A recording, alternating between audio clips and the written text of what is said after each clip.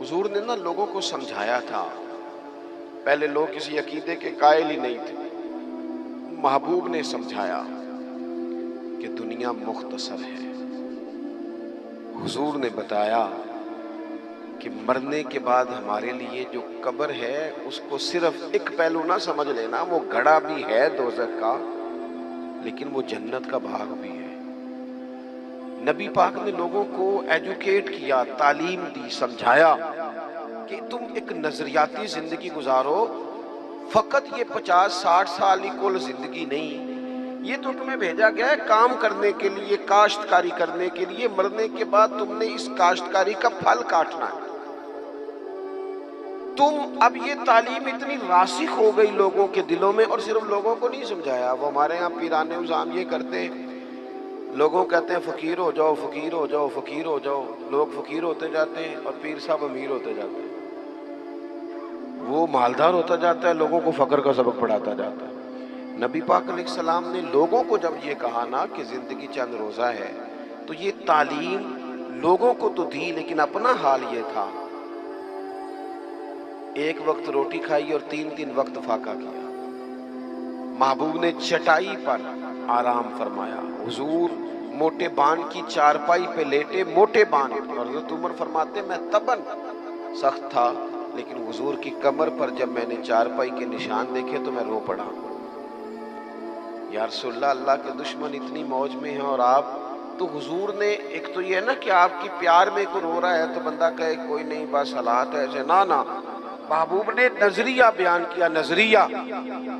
فرمایا عمر تم پسند نہیں کرتے کہ وہ تھوڑی سی دنیا میں آسانی دیکھیں اور آخرت میں رسوا ہو جائیں، اور ہم دنیا میں تھوڑی سی مشکل دیکھیں اور آخرت کی ساری عزت اللہ ہمیں ہی عطا فرما دے. تو حضور تعلیم دیتے، سمجھاتے، قائل کرتے، دلیل دیتے، لوگوں کو سمجھ آتی.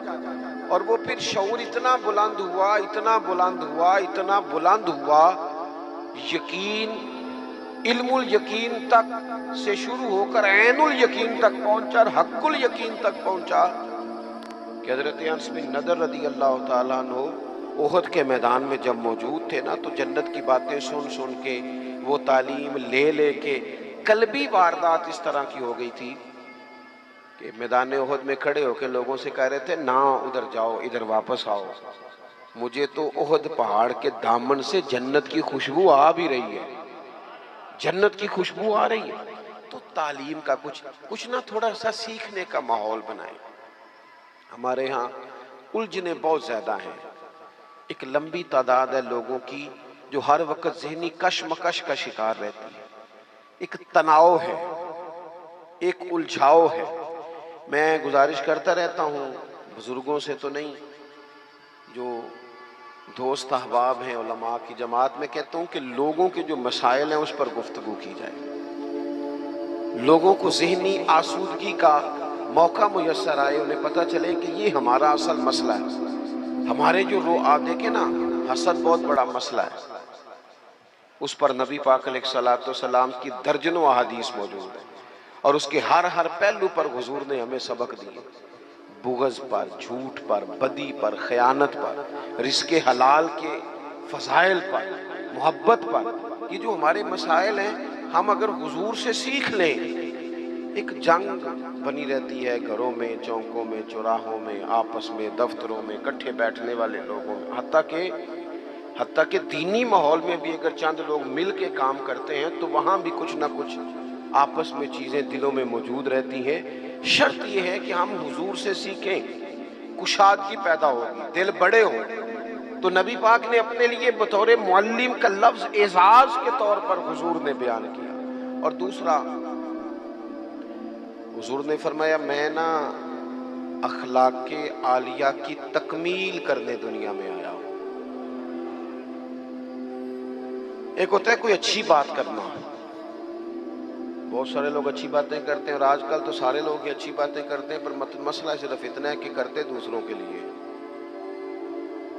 جتنی اچھی باتیں ہو رہی ہیں وہ ساری اچھی باتیں دوسروں کے لیے. اگر وہ اچھی بات جو ہم کر رہے ہیں صرف وہ والی کریں نا جس پر ہم عمل کرتے ہیں، تو جو تبلیغ عمل سے ہوتی ہے وہ دیر پا ہوتی ہے، اس میں وسعت ہوتی ہے. اللہ کے پیارے رسول صلی اللہ تعالی علیہ وسلم نے صرف اچھی بات نہیں کی، آپ توجہ کریں گے میری بات پر، حضور نے صرف ایسا نہیں کہ ایک اچھی بات محبوب نے کر دی، حضور نے وہ والی اچھی بات کی ہے کہ اس سے زیادہ اچھی بات ہو سکتی نہیں۔ اعلیٰ حضرت کہتے ہیں سارے اچھوں سے اچھا سمجھیے جسے ہے اس اچھے سے اچھا ہمارا نبی۔ ایک ہوتا ہے روٹین میں کوئی خیر کی بات کرنا، اور ایک ایسی بات کر دینا کہ پھر گنجائش باقی نہ رہے۔ نبی کریم علیہ السلام نے وہ خیر کی باتیں کی ہیں کہ مزید پھر گنجائش ہے کہ جو ہمارے یہاں مصیبت بن گئی ہے نا کہ ہم نے وہاں سے بھی سیکھنا ہے دانش، وہ ہمارے اسکولوں کالجوں کی دیواروں پر انگریزوں کے قول بھی لکھ دیے۔ تو میں کہتا ہوں کیا احادیث ساری یاد ہو گئی تھی بچوں کو؟ قرآن مجید کی آیات یاد ہو گئی تھی؟ اور کیا کوئی ایسی بات تھی جو حضور نے بیان نہ کی ہو جو آپ کو ادھر ادھر جانا پڑا؟ اللہ کے پیارے رسول صلی اللہ تعالی علیہ وسلم نے تکمیل کر دی اخلاق عالیہ، بلندی اخلاق جہاں تک جا سکتے تھے وہ ساری چیزیں حضور نے ہمیں دی ہیں۔ اخلاق کی کوئی ایسی بات نہیں جو رسول پاک صلی اللہ تعالی علیہ وسلم نے ہمیں نہ بتائی ہو، اور وہ باتیں ہمیں یاد بھی ہیں۔ بس مسئلہ یہ ہے کہ تقریریں، میں آج کل یہ دیکھتا ہوں کہ آپ آ جائیں جی، آپ یہاں بھی بیان کر دیں، آپ تھوڑا وہاں بھی کر لیں، تھوڑا وہاں بھی کر لیں۔ تو میں یہ اکثر کہتا ہوں دوستوں سے کہ اگر تو تقریریں ہیں فقط کانوں کی لذت کے لیے پھر تو سارا دن سنو، اور اگر عمل کے لیے ہے نا تو پھر میرا خیال ہے 20 منٹ اگر کسی نے کوئی بات سن رکھی ہے تو عمل کے لیے کافی ہے، وہ عمل کے لیے کافی ہے۔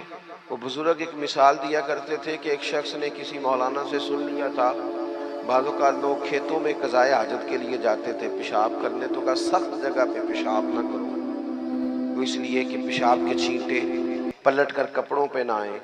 تو اس بیچارے نے وہ مسئلہ سن لیا، وہ صرف نعرے والا نہیں تھا نا، عمل والا تھا۔ اس نے پھر نہ اپنی رومال میں ریت باندھ کے کندھے پہ رکھ لی، جہاں اسے قضائے حاجت کا موقع آتا وہ پہلے ریت رکھتا، اس میں وہ پیشاب کرتا تاکہ میرے کپڑوں کو۔ تو کسی نے کہا چل دوبارہ محفل میں جانا ہے، کچھ سننا ہے، تو کہنے لگا نہ بھائی بس، جو ایک مسئلہ سنا تھا اس کے لیے کندھے پہ ریت اٹھائے پھرتا ہوں۔ یہ ایک سادی بات ہے لیکن سمجھنے کے لیے ہے، اگرچہ آپ ہنسے پر سمجھنے کے لیے ہے نا، کہ جن کا عمل کرنے کا مزاج تھا وہ تو یہاں تک تھے، اور جن کا خیال یہ کہ اب ویکھیا ساڑی محفل ہوئی پھر راتی پھر آپ مزہ گیا ہے، او ہو کیا بھئی آپ نے اور میں نے یہی تو کام کیا ہے۔ نبی کریم نے بلند اخلاق سکھائے۔ ایک حدیث اگر میرے ملک میں نافذ ہو جائے نا، ایک، کتنی کہہ رہا ہوں؟ ہاں نہ نہیں کرتے آپ، ناراض ہیں؟ کتنی؟ ایک پہ عمل ہو جائے نا، ایک پہ بس، تو سارے مسئلے حل ہو۔ ایک بات، اور لمبی چوڑی نہیں، حضور کو جو اللہ نے جوامع الکلم عطا فرمائے ان میں سے ایک بات، اللہ کے پیارے رسول علیہ السلام نے فرمایا میرا مومن وہ ہے۔ اتنی بڑی بلند اخلاق کی بات ملے گی نہیں آپ کو۔ فرمایا میرا مومن وہ ہے جو اپنے لیے پسند کرتا ہے وہی اپنے بھائی کے لیے بھی پسند کرتا ہے۔ لو ختم ہو گئی بات۔ آج کے بعد زندگی میں یہ ایک بات طاری کر لو، ایک صرف، کہ جو اپنے لیے پسند کرنا ہے وہی اپنے، کوئی ملاوٹ ہوگی، کوئی آدمی غلط چیز بیچے گا، کوئی غلط چیز بنائے گا، کوئی خرابی پیدا ہوگی، کیوں کہ اس نے نا، میں دکان پہ ایک دفعہ کپڑے خریدنے کے لیے بیٹھا تھا تو ایک صاحب کہنے لگے پیر صاحب یہ لے لے آتے، میں بھی پایا ہے۔ میں کیا سارے نو یو دیا کر جڑا آپ پانا ہے۔ دیکھو نا یہ کیا بات ہوئی، آپ کو پہچان ہے نا کہ یہ کپڑا ٹھیک ہے تو آپ باقیوں کو بخرید، آپ مارکیٹ سے لے کے ہی وہی آئیں بس، جو آپ سمجھتے ہیں کہ یہ لوگوں کے لیے۔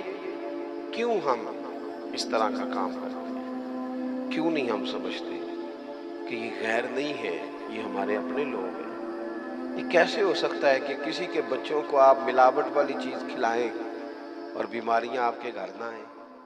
یہ کیسے ہو سکتا ہے؟ تو کافر اسی پچ ہو گیا، پھر تشبیہ مصلی کی کرنا، اساں ظاہر نو رب منیا اے باطن دا اللہ کی کرنا اساں ظاہر نو رب منیا اے باطن دا اللہ کی کرنا